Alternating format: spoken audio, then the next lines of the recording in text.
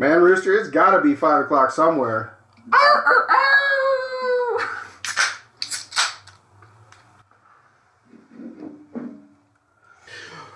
Oh, wabbit season! It's duck season. Wabbit season? It's open season. It is open season. Hey, everybody, welcome back to It's that show. I'm Bishop. I'm Roaster. Today, we're talking about getting out there in the outdoors, enjoying nature at its finest, and then shooting the shit out of some animals. Yep. Right. I mean, it is prime time. I mean, we are about at the time of filming, we're about halfway through September. Dove season's already open. Small games getting ready to open to everybody.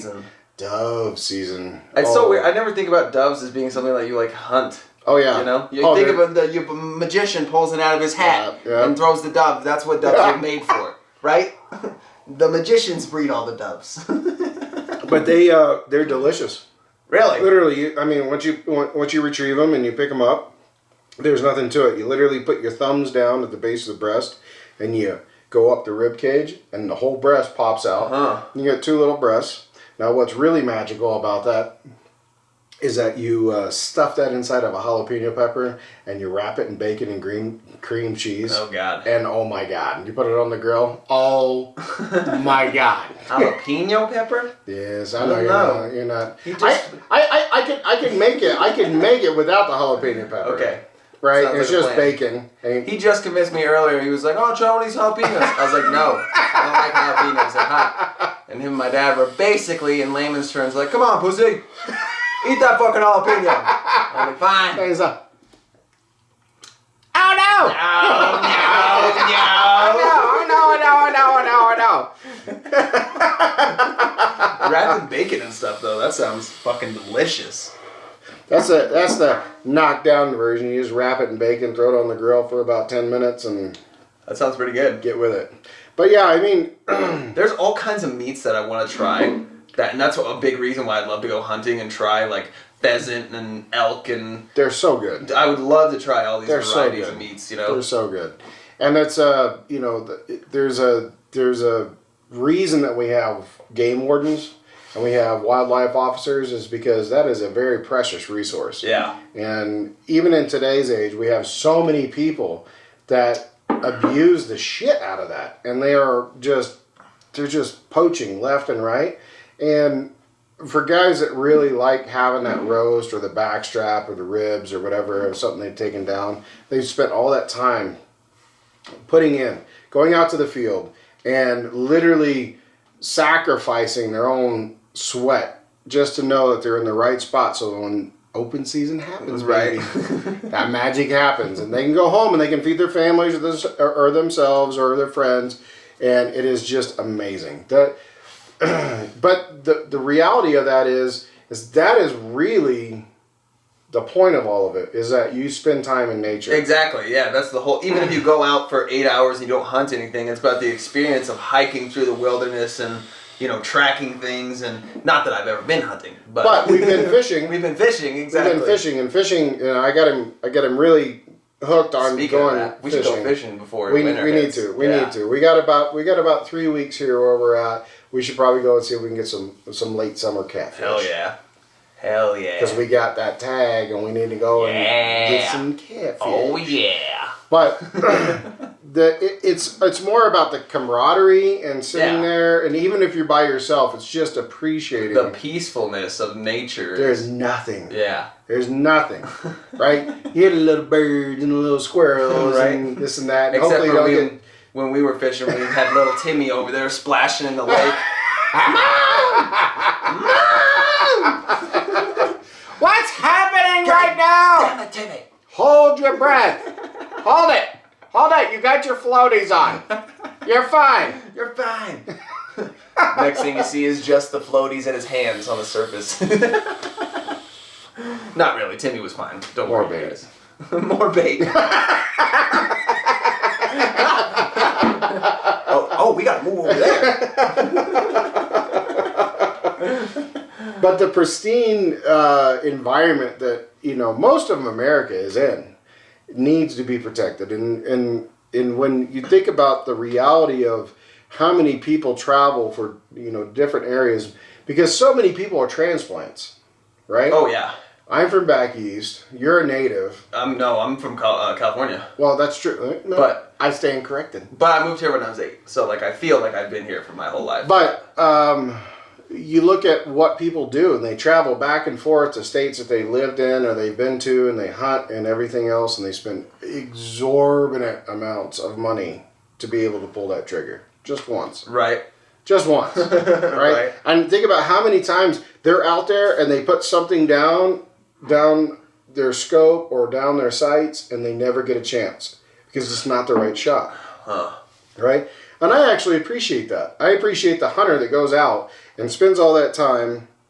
They know what they've got to do, and they know they don't have an ethical shot, and then they don't take it. What's an example of an unethical shot? What do you mean? Like if it's too far? No, if it's too far, or if the background's not right, or maybe the animal just isn't what they want, they just say, you know what, I'm going to pass. If it's too far, like you're going to miss the shot, or you're going to hit it and then not be able to get to the But end. we live in a state where people think that they can shoot 5 fucking miles with a damn rifle. And that's not reality. The reality is that most of your kills, if you're an ethical hunter, and unless you're trained in long distance shooting, you're going to take an animal at less than 200 yards. That's what I was thinking, yeah. Right? And most rifles are very capable of reaching out to those distances with no problems. Mm-hmm. Now, but you've got these people that get this buck fever and, bull fever, and they want to get out there and they take a shot that's too far, and they might wound the animal, or they might miss completely. And then the animal gets away injured, and and you just totally fuck that animal. And how ethical is that? Right. What did you just do? Right. That animal's never coming around that feeding area again. Exactly. Never. So it's not to mention the pain that it's going to be in for the rest of its life. Is it going to live? Is it going to die? Yeah. Slowly and over the next couple of days. And it's horrible. Yeah, that's terrible. It's horrible. But like we were talking about, it's time to go bird hunting. So and I've got an area we're going to go, and you're very well versed in shotguns. Mm-hmm. So I think that will definitely open the door. And then when we get past that, we'll go over and we'll do some wabbit hunting. And that's so much fun. That is so much fun. I can never hit the rabbit clays, though, at the shooting range. They're moving so fucking fast. But it's just an illusion because they're on the ground. They're actually moving way slower than the targets in the air. But at the same time, it's a matter of, tracking. But in real life, they run short distances and they find cover and they hold up for a second. And you just kind of move a little bit and you find that spot. So you can get them stopped. Oh, nice. Yeah. So, and then from that, maybe next year we go on to something bigger. Yeah. Maybe some lopers or some deer. Some lopers. Yeah, pronghorns, baby. Oh, pronghorns, nice. Mm-hmm. The only meat you don't got to season. They eat so much sagebrush, it's naturally seasoned. Oh, yeah. Damn, that's cool. Oh, yeah. I mean, they eat so much of that shit. Huh. So much. So it's an exciting time of year for me. Get him hooked on it. Yeah. I've hooked other friends on it, and I've got friends that are just like, I won't go hunting with them anymore. It's bad.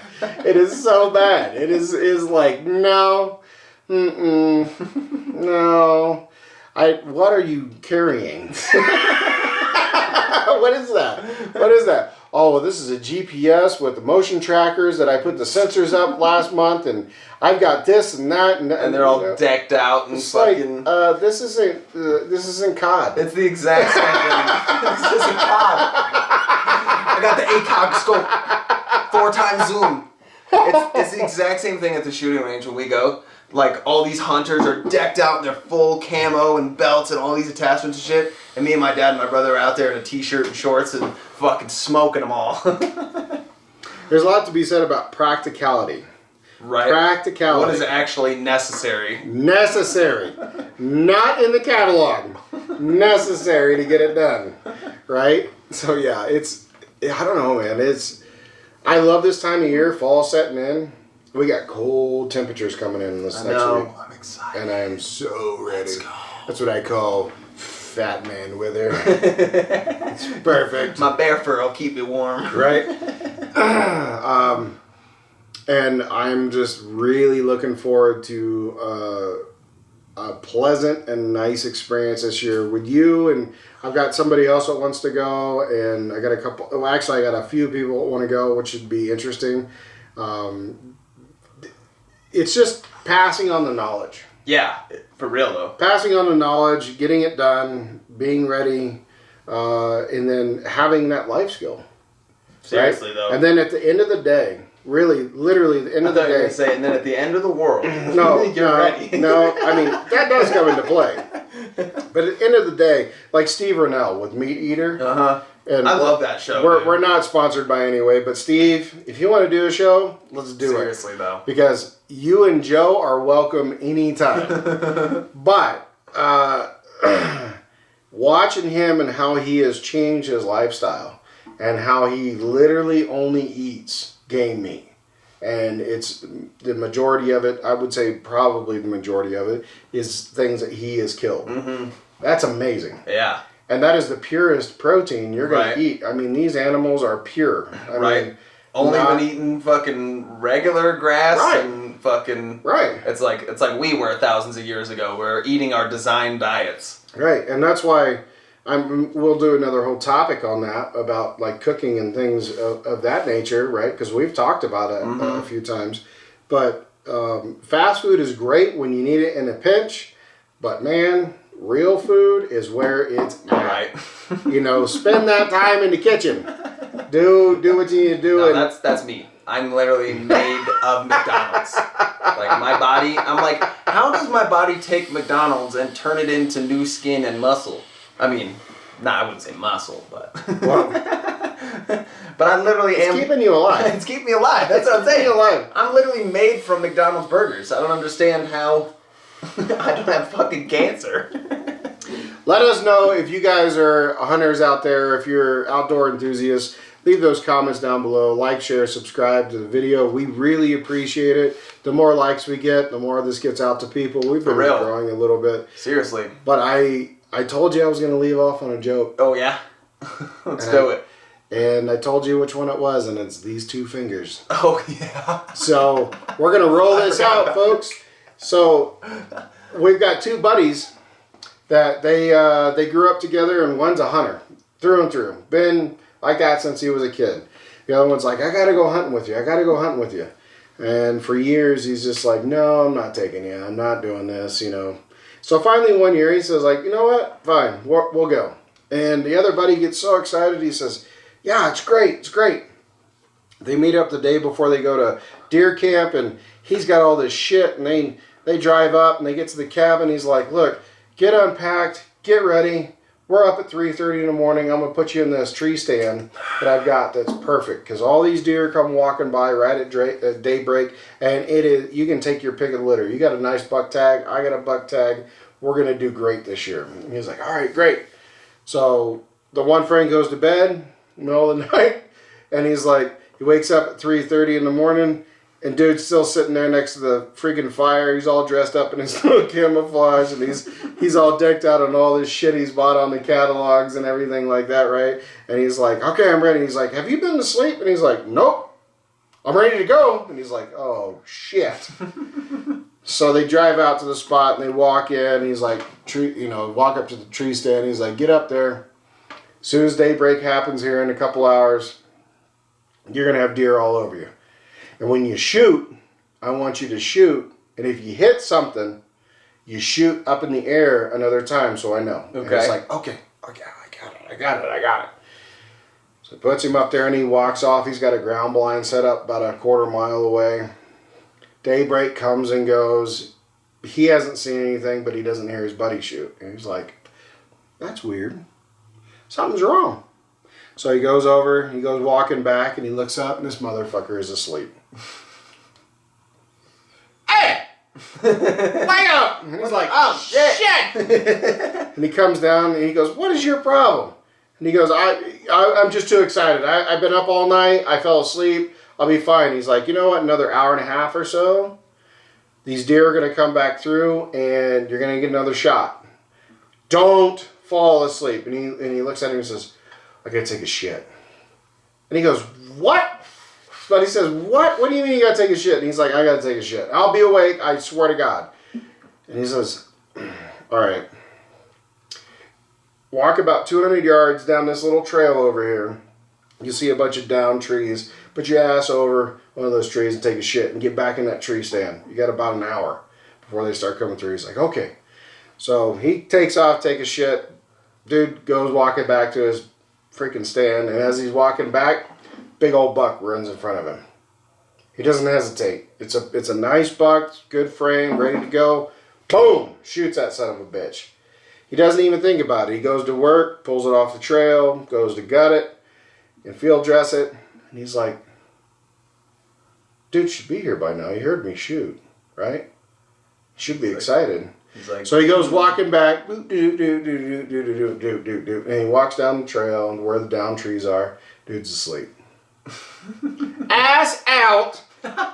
taking a shit, sleeping. So he's like, you know what? I'm going to fix this dude. So he goes back, picks up all the entrails from the deer, the big old buck he just took, walks it back down, throws it underneath his ass, goes back, picks up the buck, takes it back to the truck, and he's sitting there waiting. And about 3 hours goes by.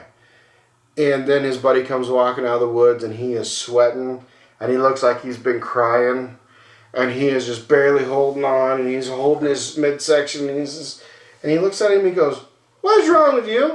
And he goes, I don't know. I swear to God, I don't know. But by the grace of God and these 2 fingers, I got everything back in.